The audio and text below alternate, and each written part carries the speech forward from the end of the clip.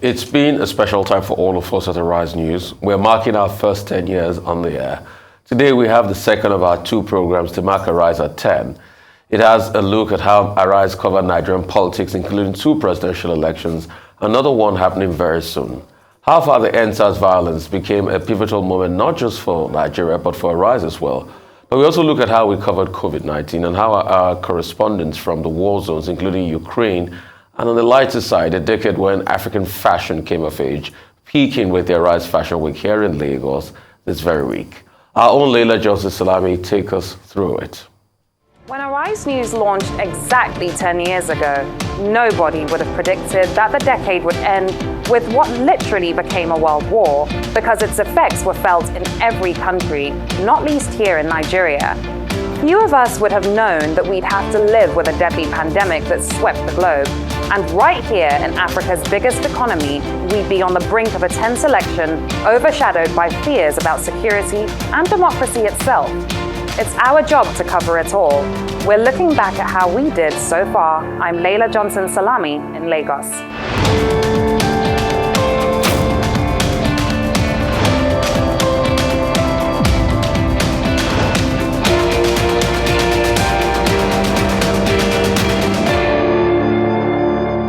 In this show, we're focusing on the most recent 5 years of Arise's history.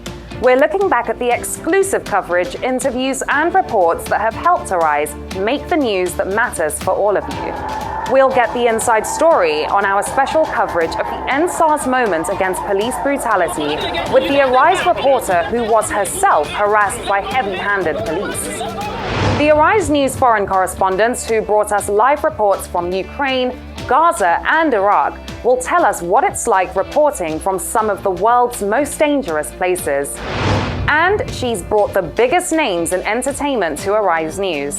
Kachi Ofia will be here to look back and look forward to the next decade in music, fashion, and entertainment.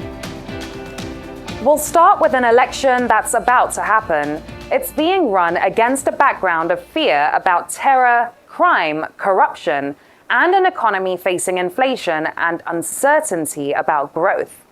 Like all the Nigerian elections that we've covered in 10 years, the democratic process is as important as the politics and the candidates.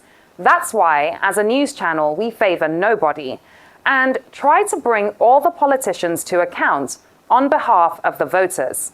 That's how we are judged, now more than ever.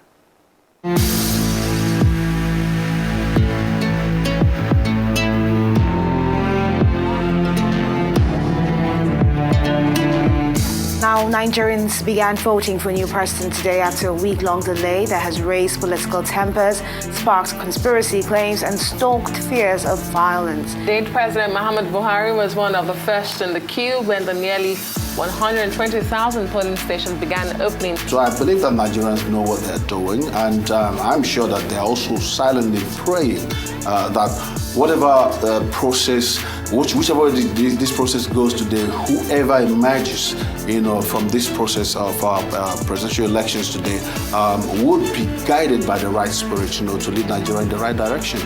Leo Imoke, what is your take on zoning, especially as a leader of the PDP? The signing of the bill has forced the Independent National Electoral Commission to adjust dates for the 2023 general elections. 8 weeks to presidential election, race too close to call. Present all! President Buhari arrived at the White House for the leaders' dinner. Earlier in the day, the Nigerian president and 5 other African leaders, whose countries are scheduled for elections in 2023, met with President Biden. Buhari says elections have steadily improved in his administration, while dismissing concerns that attacks on INEC offices would impede the elections. 4 of the frontline presidential candidates in the 2023 general elections in Nigeria have given a preview of their plans for the country if elected president. Speaking at the first leg of the Arise Presidential Town Hall series in Abuja on Sunday. But before we get started this evening, an exceedingly important evening, let's run through the general House rules. Dear candidates, you have 2 minutes each to answer this next question. Let me join my brother in thanking all those who have taken the time to organize this town hall meeting.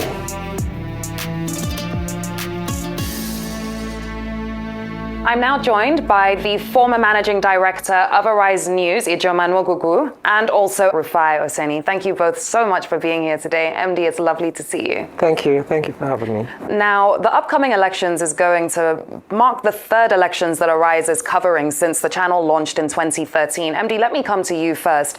How would you say Arise News has changed the front of political reporting over the years here in Nigeria? Oh, tremendously in the sense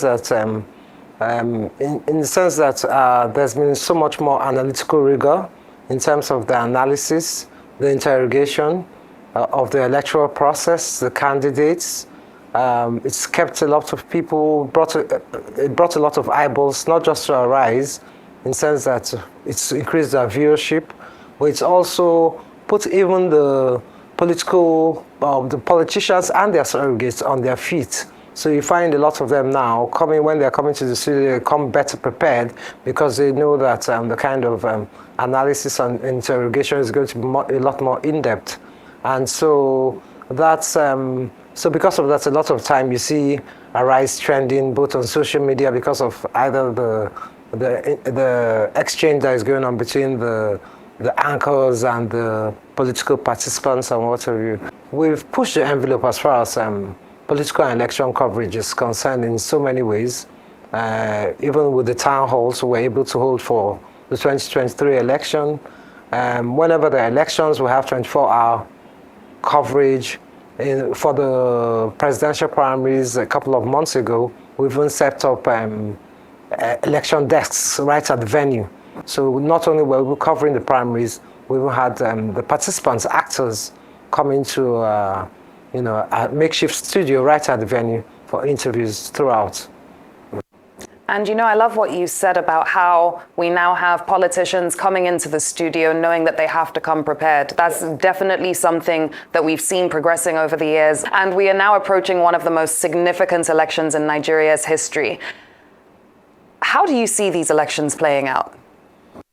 The elections are going to be interesting. First, like never before in a while. Normally, you always have two out-and-out candidates, but for the very first time, you've got three candidates. Some will say four, but some will narrow it down to three. A lot of people have likened this elections, the 79 elections, but I don't think they're like the 79 elections. I think every election is different. It's got its own peculiarity. All the sentiments are still there, still split down religious line, it's still split down tribal lines and the likes. You've got Peter Obi, that's a lot of people, in the East will be voting for, and young people to have a tilt towards, and people generally, they say it's got this obedient movement. You've got Bola Ahmed Tinubu that's got his own political stronghold in the Southwest, former governor of Lagos, former senator, has been in political terrain for quite a while. And you've got former vice president of the country, Atiku Abubakar, that has got his own political ilk out there in the north and other parts of the country. In fact, a lot of people say he's a more rounded national candidate because of his spread and the antecedents of the PDP. And you have all of this going on at a time where it's been an all-time low for Nigeria economy. The last 8 years have been a very tough time for every Nigerian. High inflation rate, high debt by the government, although they claim that they've done a lot of infrastructure, but people are arguing what's even the quality of infrastructure done. We've seen rail lines derail. We've seen lots and lots of things happening. The insecurity is unabating. The strength of the Naira pretty much collapsed over the years. When you look at all the indices, it has been a dire time for Nigeria, and these three candidates are coming in. We're paying heavily on subsidies and all of that. So it's an election like never before. And to the role of Arise in this election, I think Arise became a brand that shaped the narrative a lot and listened a lot to the young people when EndSARS happened. After EndSARS, a lot of people gravitated towards Arise because of the objectivity. We must tell the people the truth and we must balance the story. And there's something I learned from her in the newsroom. We are never too shy to come out boldly to say we made a mistake when we made a mistake.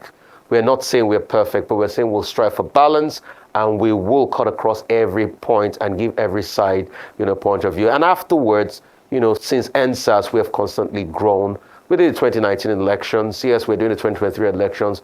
We're being the most talked about TV station. In fact, we're number one. All right, all the indices, all the stats shows it. I mean, another thing that Arise have been able to do, and I think when the history of Nigerian media will be written, we'll give a lot of kudos to Arise. For the very first time, Arise have been able to bring a demography that is never part of political viewing to political viewing, and that's the young people, the youth. The bulk of young people now get interested in watching politics because of the way and the objectivity at which it's reported on Arise TV. And for me, it's something that has made Arise unique. Our newsroom is a place where we argue, and it is the best logic that wins. It's not dogma. It's not laid down for you. It's not, okay, this is this. Arise doesn't have a slant. We don't spin.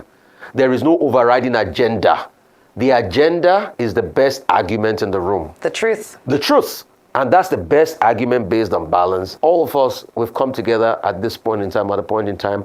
And if there's a fire burning in all of our stomach, if you talk to everybody that ever appears on Arise TV, they'll tell you that they're just fed up of the status quo of what media used to be in the past, and they wanted to make a change. So that's our own part in national development, about being a network that covers politics and across every sector. Our forte. We're big on business. We're big on the economy. Most of the top business leaders know that is their Rise News platform, they want to talk about. And we've been in the vanguard of this conversation, the economy, agriculture, and other policies like that. So for us, our country comes first. Our country is our pride and joy at the Rise News channel. But the conversation, the quality of debates, that's our strength. And that's why, if for anything, you would always see that people are glued to us because we have the best arguments across every area, every sector possible. And that's what we're able to give to people. And it's 10 years. For the next 10, 20, 40, 50, 60, 70 years, we want to be there.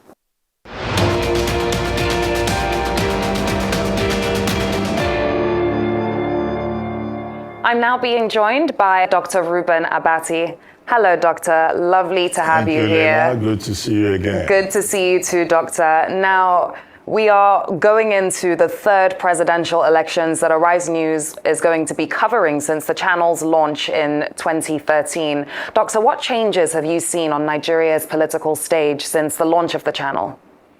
So what I can say really is that what Arise News has been able to demonstrate is the agenda-setting power of television stations. Okay, beyond the framework, of course, many of the major gladiators, if you like, actors, state and non-state actors in the Nigerian electoral process, have found Arise News a major station destination of preference for articulating their views, for presenting their case to the Nigerian people and the international community. Okay, we've been much criticized in this regard for the simple reason that Arise News does not hold back. Okay, we subject our guests to serious interrogation because the station, despite criticisms here and there, is non-aligned. Our job is to ask you the questions. Your duty is to answer the questions, not for our own benefit, but for the benefit of the Nigerian people and for the general audience who want to be given answers to specific questions. But I guess the political class in Nigeria is used to PR. And when they come onto this station, we tell them, no, we're not doing PR here. We're doing serious work. We're doing journalism. And we will ask you the questions. Your job is to answer. But some of them come and they even want to help you formulate the questions. They want to teach you how to do the job. And we say, no, you cannot teach us how we do this job. You are our guest. Once you sit in that chair, you should be ready to talk to the people. The Independent National Electoral Commission has made it very clear that you cannot vote if you don't have the PVC, which is what Nigerians call it. But collecting the PVC has been an ordeal, a nightmare. There are persons who go to wards, who go to local governments, who go to state headquarters, they can't get their PVCs. There have been insinuations of ethnic discrimination, religious discrimination. What that means is a constructive disenfranchisement of the average Nigerian voter. And we hope that the frustration, the angst, the discontent that this is beginning to indicate will not have a deleterious, harmful effect on the electoral process itself. Because people are beginning to carry placards. People are protesting. In fact, some people have said if they are not allowed to vote, they will commit suicide. Nobody should commit suicide because of an election. But the Nigerian state also has a responsibility to make sure that people get their voters' cards and that they are not excluded, that they are part of this process because they're citizens and it's part of their responsibility to exercise that civic responsibility. Absolutely, Doctor. And the media's job to ensure that these elections, well, to do what we can in our own way to push for free and fair elections. After all, we are in a democratic country. And like you said, nothing needs to interfere with these elections at all. Well, the media, the role of the media, that's very important. I know workshops have been organized about the role of the media. Our job is to set agenda. Yeah. Our job is to inform the people. Our job is to give voice to the voiceless. But you see the politicians, they try to drag the media into the matter. They will tell you, oh, they've been misquoted.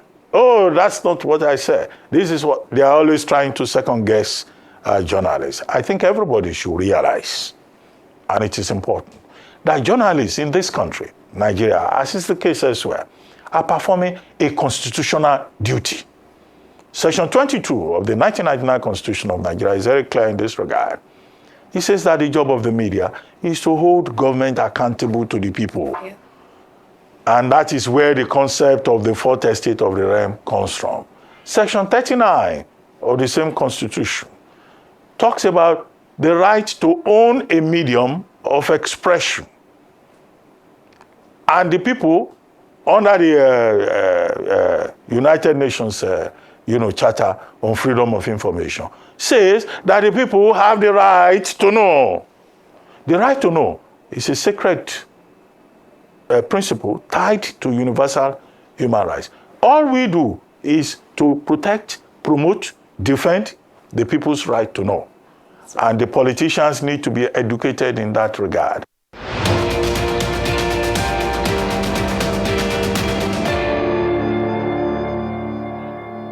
One of the biggest problems for the Nigerian economy in the last 10 years has been to get away from depending on imported refined oil products, essential for industry, transport, and heating.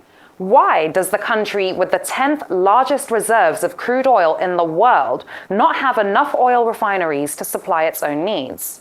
Step forward, Africa's richest man, leading Nigerian businessman Aliko Dangote, who has built the largest oil refinery of its kind in the world here in Lagos. It's due to be opened by President Buhari before he leaves office in the next few months. Arise was given exclusive access to the whole complex and spoke to Dangote about his plans and challenges. Hundreds of feet beneath Nigeria's surface lies a natural resource that could transform the country's fortunes. Nigeria is sitting on 37 billion barrels of oil. Everybody now is just thinking about oil, oil, oil. Whereas what we're supposed to have done with this oil was to use this oil and now expand the economy. One man is dreaming of a Nigeria where oil is a blessing to businesses and to people. This would be a Nigeria that is self-sufficient in fuel. And he has got around $19 billion in financing backing him up. Next year, his new privately owned refinery is due to come online, producing 650,000 barrels a day. In theory, it could meet all of the country's fuel needs and have enough left over for exports.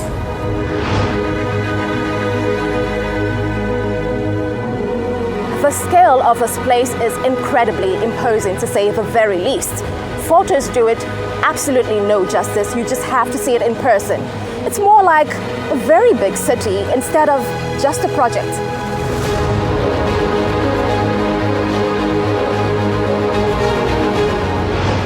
I am Abby Owolawi for Arise News, and I am investigating how Nigeria's oil riches became a curse. and finding out if they can be transformed into a blessing. And we are here now sitting on over 2.4 million barrels at a point, and we don't refine any of this oil. It has been hailed as an opportunity to get Nigeria's oil industry back to where it needs to be. Modern, efficient, producing petrol, diesel, jet fuel, and liquid gas. For a country that has the world's 10th largest oil reserves, yet has to import most of its fuel because the refineries are broken. The man who's served 2 terms as president of Nigeria doesn't give many interviews. In fact, the first one Muhammadu Buhari gave during his second period in office was exclusive to Arise. And of course, there was plenty we wanted to ask him about. Corruption is very difficult under this system, even under the military system. Luckily, I have experienced both occasions. When I collected people, put them in Kiriki or somewhere and said they are guilty until they can prove themselves innocent, and put investigation panels based almost on the geopolitical zone for people that held positions, governors, ministers, commissioners, heads of parastatals, because then people don't get that position until they declare their assets. Then they are faced with the bank statements and their assets. If they cannot explain, the balance is taken away from them. Whoever we have correct intelligence that is not being very accountable, we ease him out.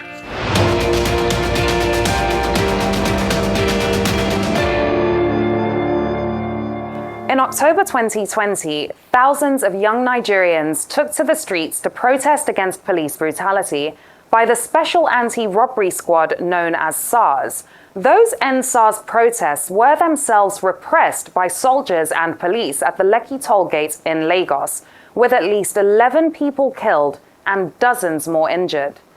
Arise News brought the story to the world, and the following year we got our own taste of heavy-handed policing when Arise reporter Adefemi Akinsanya was harassed by police at the EndSARS one-year anniversary.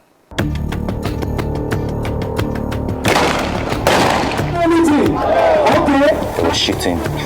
First they came, they shot at up, they'll come down, they'll shoot. A relatively peaceful protest turning violent, protesters being shot and reportedly killed by Nigerian troops. Because I can see 3 of those armies in front, they're shooting sporadically. There's so many young Nigerians that are here today, and quite frankly, they're just tired. Leadership is not by force. Leadership is not power. Yesterday, the IGP came out to say that SARS has been disbanded. This is something we have heard on multiple occasions. Is that why you are back here again today? People were faced with live bullets. We were directly harassed by members of your force because we Any harassment given to you, my apologies. We will not fail the next generation. They have failed us, but we'll take this country back. One lesson we learned from October 2020 is that truly anything is possible when it comes to protesting here in Lagos, right here at the toll gate. If we let history tell it, yes, the use of deadly force is a real possibility, and we don't want to take any chances. Both of our journalists on the ground here have been given bulletproof vests in case of any type of lethal discharge of a weapon.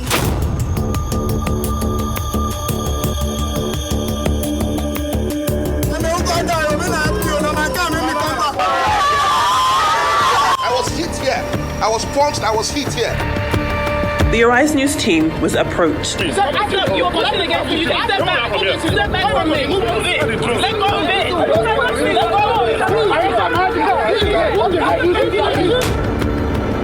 want justice. We seek justice. And joining me now is Adefemi Akinsanya. Femi, thanks for joining me.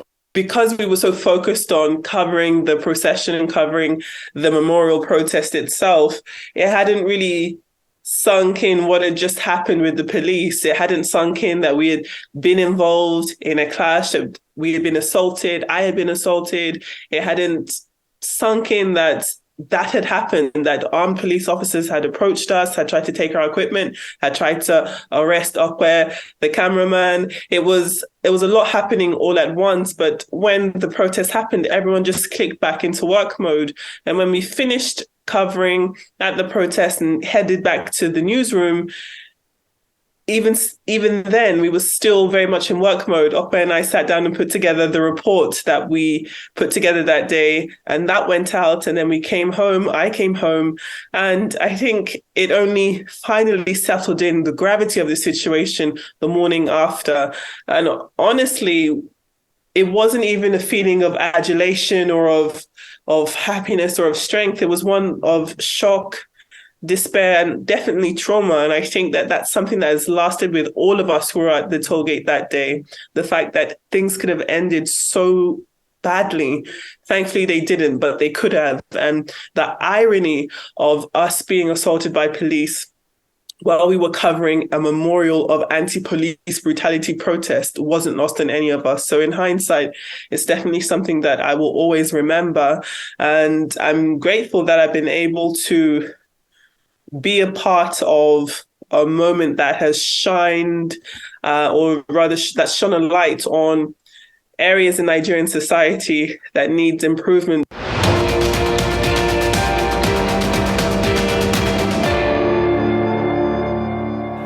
Our former MD, Ijoma Nwogugu, reflects on how the Arise News team, under her guidance, ensured that the truth and only the truth was reported during and in the aftermath of the events of the EndSARS protests. Everybody talks of the EndSARS. EndSARS was huge for us in so many ways or form. I remember that at some point in time, I don't know if I should be saying it, that was as the protests progressed. I mean, later, you might know about this. There was time there was pressure on us to stop going to the Lekki Toll Gate Plaza to cover it, but we had to put our foot down and said, no, we need to cover, these people need to be heard. They're protesting against police brutality, and there's a big story here. And I think that's what endeared us to a lot of Nigerians and the rest of the world. The day after the shooting at EndSARS, and the day after that, we had to come to work. And the risk we took, because we did take a lot of risk. And I remember how all of us in the crew, I think Tundu and I and one other person and Dr. Abati had to drive in convoys pretty much because the roads were blocked. And as at day 2, not too much police presence on the road, hoodlums everywhere, making blockades, and we needed to come to work the following day. And it was very hard. It was a lot of risk, and we had to take those risks, and it wasn't easy. And a lot of people just see the stories, but they don't know what we go through to bring the stories to them. And that's the risk. And, for every risk we have taken, I think the right for the people to know is really important, and it's worth taking the risk for.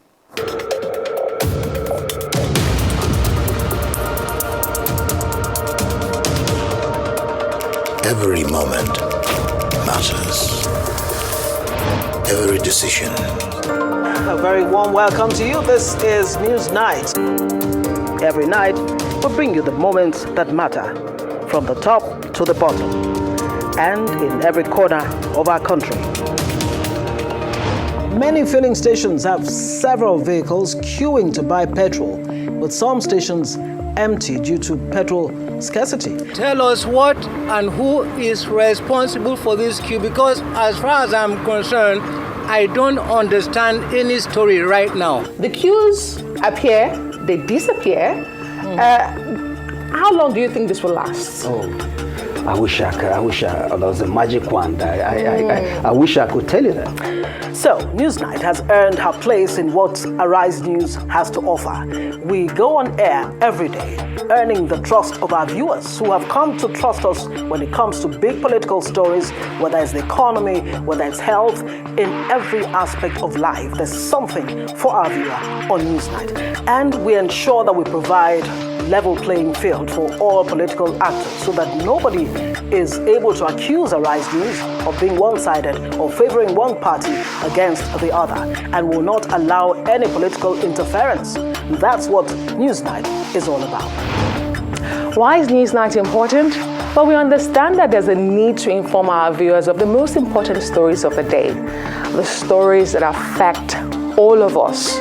But we not only break those stories, we also seek the truth behind them from the newsmakers. Well, thank you both gentlemen for being on the news tonight. We do appreciate it. Thank you so much for joining us. Nothing is really free, is there? Some would say the only free time. Exactly, and the only free cheese you can find is in the mousetrap. That's right.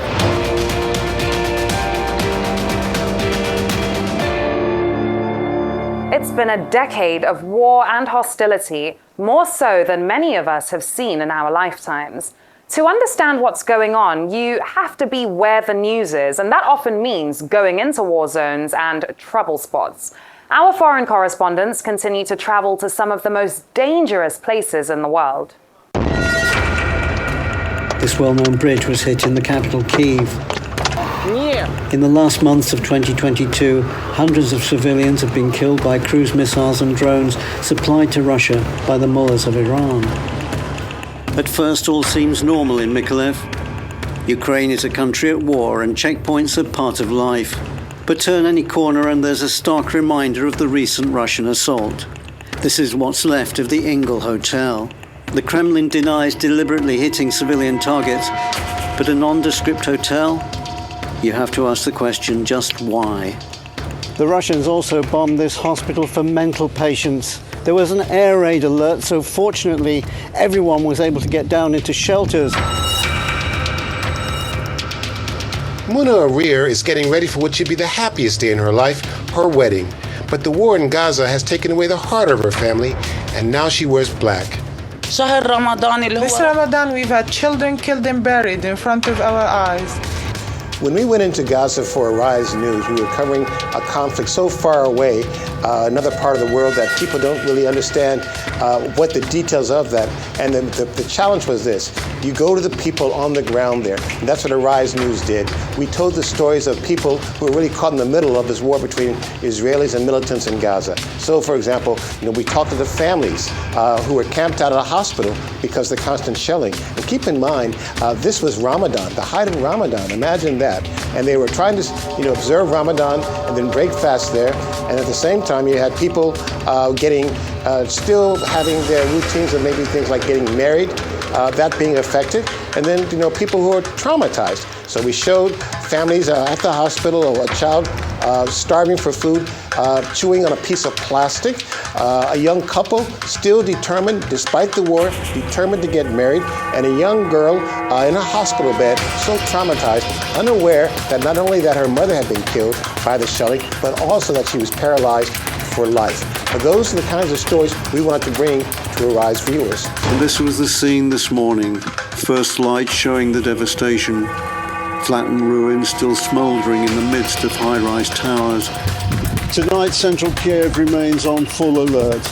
Families here fear there'll be more attacks on shopping malls and other urban centres as President Putin attempts to terrorise citizens into submission. Hal, thank you for joining us today. What exactly is happening and where exactly are you? Well, what we know so far is that the Transitional Military Council, as you indicated, they've actually rejected an offer from the rebels to negotiate. The southern city, fondly known as the Pearl of the Black Sea, was awash with a bittersweet air, sandbags and long goodbyes as romantic jazz rippled from the train station speakers. John, as one of the channel's international correspondents, you've traveled the globe reporting on some of the most significant moments in our history. And another key event, significant event in history that you've reported on and been right in the thick of it in is the war in Ukraine, Russia's war on Ukraine. What was that experience like, John?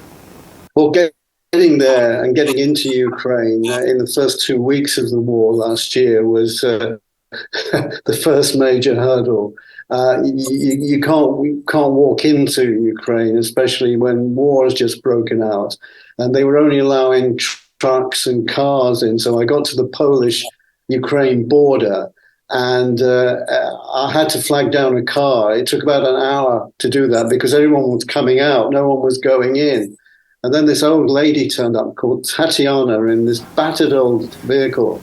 And I couldn't speak Ukrainian and she didn't speak English, but she got the idea that I wanted to get into Ukraine. And she bless her heart, she invited me into the car. And we crossed into Ukraine, across the border, and the border was absolute chaos. There were thousands and thousands of people trying to get out, and me and Tatiana were the only people trying to get in. There was just kilometers of cars and trucks backed up on the other side of the border, of people trying to get to safety. So that was the first introduction to Ukraine. I spent a few days in Lviv in the west, and then went over to Kiev, where the war was having a devastating effect already in Kiev, with bombs falling, rockets falling all the time, and constant sound of sirens going. But it's very strange in that environment, and I experienced it before, that you get used to it. You hear the sound, the distant thud of a rocket, or even not distant, close by, an earth-shattering bang. And when you come out of the shock of it all, you realize that you're alive, you got through it.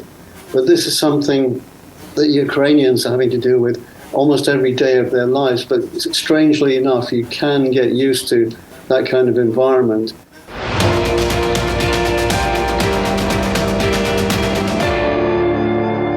The global COVID pandemic was more dangerous than all war zones our reporters have visited. More than 6 million people have died of the disease so far, and Arise kept you informed on how to stay safe. Coming up in the next hour, COVID-19's continuing grip on the world as the UK, America, Nigeria and the rest of Earth prepare for a major crisis. How are people living life in lockdown and self-isolation? How is the coronavirus changing life and culture around the world? Stay at home for an initial period of 14 days starting from Monday, 30th March 2020. It's been 6 months now since the first case of the novel coronavirus was detected in Nigeria. Since then, we've had over 50,000 confirmed cases. About 36,000 people have survived, and unfortunately, we have lost about 1,000 lives. Before going into the ICU, I was given personal protective equipment to put on. Using PPE and wearing it properly has become so crucial in the fight against COVID-19. During this time, it's been tough sometimes, but you come in every day trying to do well by your patients, and that's what really drives me and the doctors here personally, Now, Nigeria's battle against the coronavirus has been given a boost with the official opening of the This Day COVID-19 Testing, Tracing and Treatment Center here in Abuja. A new dawn for This Day began with the handing over of its self-titled Dome Testing, Tracing and Treatment Center in Abuja. The effort was also powered by energy conglomerate Sahara Group. Well, inside this Day Dome, there are more than 270 beds available. Nigerian Health Minister, Dr. Sagie Ihamari, has commended the donations, describing them as a landmark collaboration between the public and private sectors. Strive for the best and prepare for the worst. So this edifice you see right here is serving that purpose of being able to help us prepare for the very worst. Experience with past epidemics and knowing there was no escaping this. The reality that led frontline health professionals to act proactively. But just how much have they had to go through and experience over the past year? And how much progress has been made in the fight against COVID-19? And little did anyone know that the world will be brought to its knees by a public health crisis. It's been 11 months since COVID-19 hit the world. Elsewhere in the UK, scientists at the Imperial College of London will start immunizing people in Britain this week. As the global outbreak of the coronavirus shuts down offices and factories, galleries and theatres, restaurants and bars all over the world, people are trying to figure out how to come together and lead as normal a life as possible. Babatunde Taiwo, in collaboration with local police, arranged a group of residents to patrol the streets of their community when they realized they were under attack. He confronted a man who he believed to be a criminal. The confrontation ended with him being stabbed in the face. As the days passed, it soon became clear that while this is one pandemic, it is made up of many stories. I think Africa, unlike most continents, has been able to demonstrate resilience. Since the pandemic began, South Africa has had the highest recorded number of cases on the continent, and this is despite the country imposing one of the world's strictest lockdowns. Arise correspondent Aaron Akerejola joins me now as we reflect on the channel's coverage of the COVID-19 pandemic. Hey, Aaron, how are you? Oh, fantastic, I must say. What a time that was, covering the COVID-19 pandemic from the studio to the field. We gave it all-round coverage, but it wasn't easy. Especially, it mustn't have been easy for you. I know you were at the forefront of reporting from within the studio on that. What was your experience like? Every day it was a challenge because you're talking about tragedy can never be easy, especially for your mental health. So always putting yourself together to be able to report the issues and, more importantly, the misconceptions around COVID-19 and the misinformation around COVID-19, trying to sort all that out was quite hectic, I must say. You know, I have to agree with you on that. And even though we didn't have as many cases here in Nigeria and across the continent compared to other countries in Europe and the Americas, etc., we still had it quite bad. And I think when I first realized was when I was reporting on this from the hospitals in ICUs where patients were pretty much just dying right in front of you. And that's when I realized just how bad it also was in Nigeria, because we knew that we didn't have as many cases as certain countries in the world, but I don't think it had hit me until I started reporting from the field in the hospitals, seeing people needing their lives to be saved, but you don't have enough oxygen. Where are the ventilators? But when I realized, Aaron, that things really aren't getting better was a year into COVID, reporting on COVID 1 year on, visiting general hospitals where there was still no space in the wards, and realizing that this is something that may be here to stay. And that was just quite a scary experience because you know you have to push through it as a journalist because that's your duty and that's your job.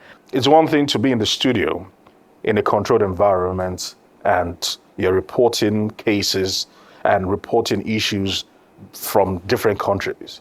For you, how was it like being right at the center, knowing that being in that environment, one little slip, one little mistake, you could be down with COVID and not sure of how the body will react fully. Especially when there were different strains as well, right? You know, that does bring fear. But I think at the same time, just me knowing that I'm a young person and I'm young, I'm healthy enough, and this is my job. I was able to sort of just overcome that mentally and go through with it and get it done.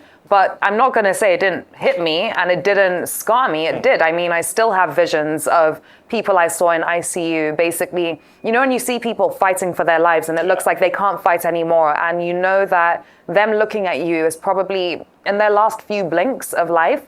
Those are moments that do stick with you, forever.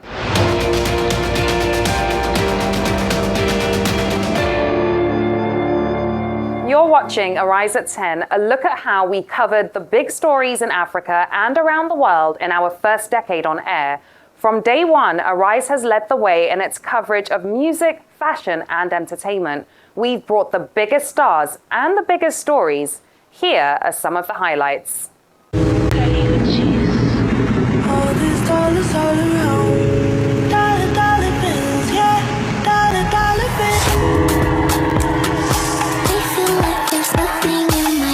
I'm lucky enough to be joined by actress, writer, femme fatale, Also grandmother, looking absolutely stunning, Joe. Thank you very much. Grandmother. Yeah, I really want to be known for that. Well, can I say that you look beautiful regardless?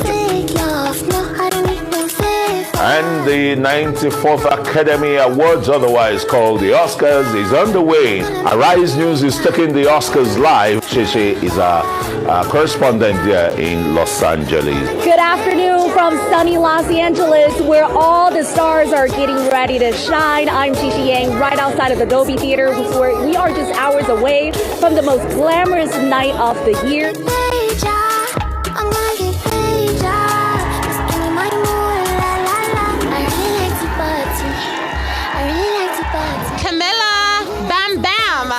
I have a platform, and I know that things don't only happen to me, so I want to set an example for women to be strong, women to be tough through adversity, through everybody telling you no, don't do that, everybody trying to silence you. Like, I want to be that person that encourages women to speak up, speak out. If something happened to you, say that. Don't hide it, don't hold it, no matter what nobody say.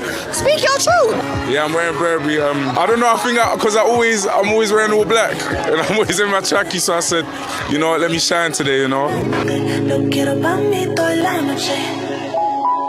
You know I don't need no favors. You know I don't need no favors. I'm the bitch on and off for the cameras. Type of bitch few people can handle. And I walk like I know my pussy dangerous. Talk like my words are made of angel dust. When I whisper to you in a couple languages. Lo que quiero pa' mis besos en la espalda pues. Como si me llame besos todo el día. Arise Fashion Week 2023. This is the 20th edition. 20 glorious years of class, of beautiful fashion, and of course of setting major standards globally. Si me llame besos todo el día. Es the only thing que me da alegría. Sabes que yo quiero hacerte cosas sucias y quemarte con estas caricias. Tu lengua en todo mi cuerpo. Cuando terminas te quedas por dentro. Tu lengua en todo mi cuerpo y cuando terminas te quedas por dentro. And Arise Entertainment correspondent Kachi Ufia joins me now in the studio. Kachi, it's lovely to have you here. Thank you. Several years of you ensuring that entertainment coverage on the channel is top-notch. What are some of your most memorable moments? First of all, it's been completely exhilarating, to say the least.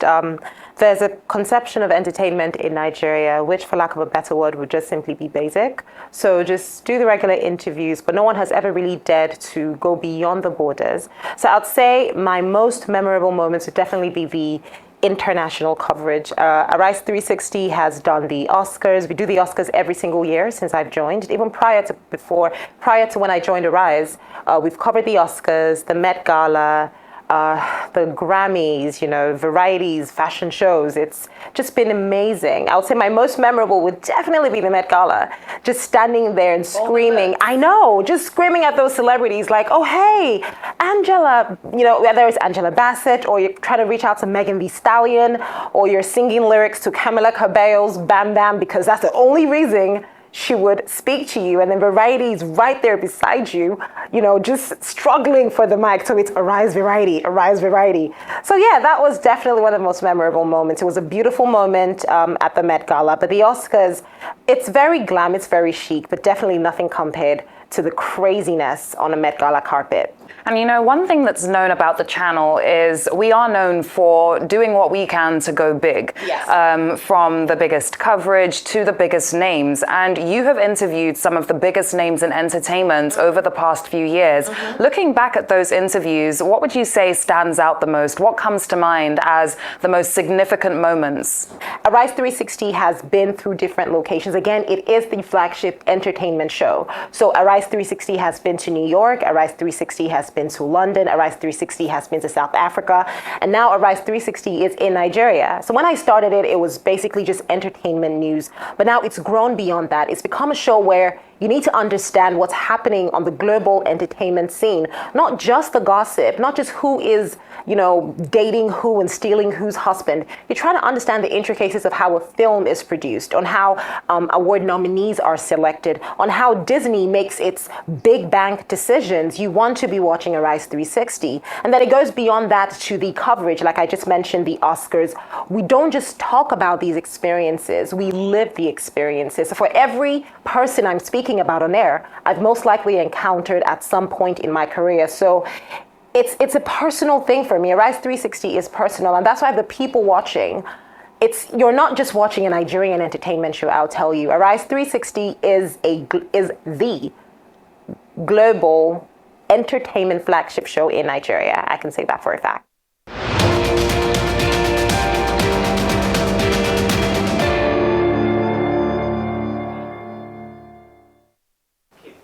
"10 years is a long time in the fast-moving media industry, but the vision is still as clear now as when the channel began. And I'm joined now for a look ahead by the man who began it all, our founder and chairman, Prince Nduka Obaibena. We've got to speak about the elephant in the room, one of the greatest achievements for Arise News as a channel. To be just 10 years old, but to have an Emmy to your name, that's a huge achievement, sir. Well, it's due to the work of our journalists and storytellers from all over the world who put together perhaps one of the first Emmys out of Nigeria that I'm aware of, or even out of Africa. So Emmys, and winning an Emmy is a significant endorsement of our journalism and our storytelling. And we look forward to more Emmys over the next many years. Let's look towards the future now as well, sir. What do you foresee over the next 10 years? The world will change, Nigeria will change. As you know, we have a population dominated by the young. We have young people who are striving, who are building boundaries, who are becoming global. So we want to produce and support global champions out of Africa. We want to support global brands like the Dangotes, like whatever, out of Africa. I want to show that Africa can be, and Africa can, and Africa will do it. And in terms of the channel itself, where do you see Arise News as a channel in 10 years? We will be global. Right now, we have audiences of 250 million in 140 countries. We want to penetrate. We want to be in every hotel room. We want to be in every technology mobile phone. We want to be everywhere delivering news to everybody out of Africa.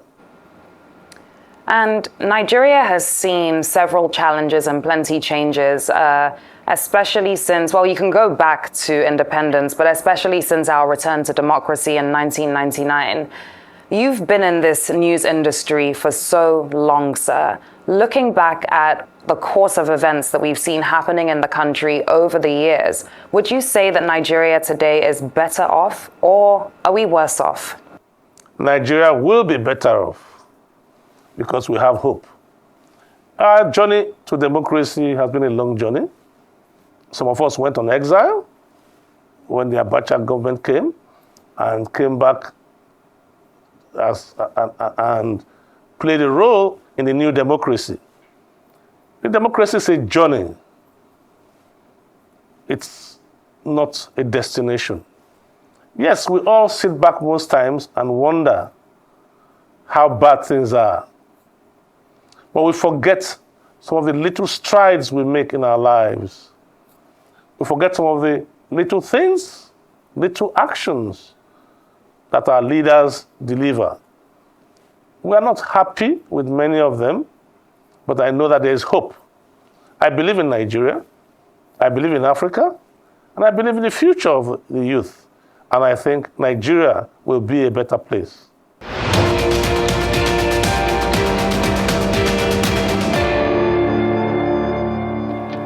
So that's Arise at 10. As you've seen in our two special programs, the only thing that's always certain about news is it's always a surprise. That's what makes it worth reporting. We'll have a lot more surprises, some good, some sad in the 10 years ahead. I hope we can meet again for Arise at 20. Stay with us.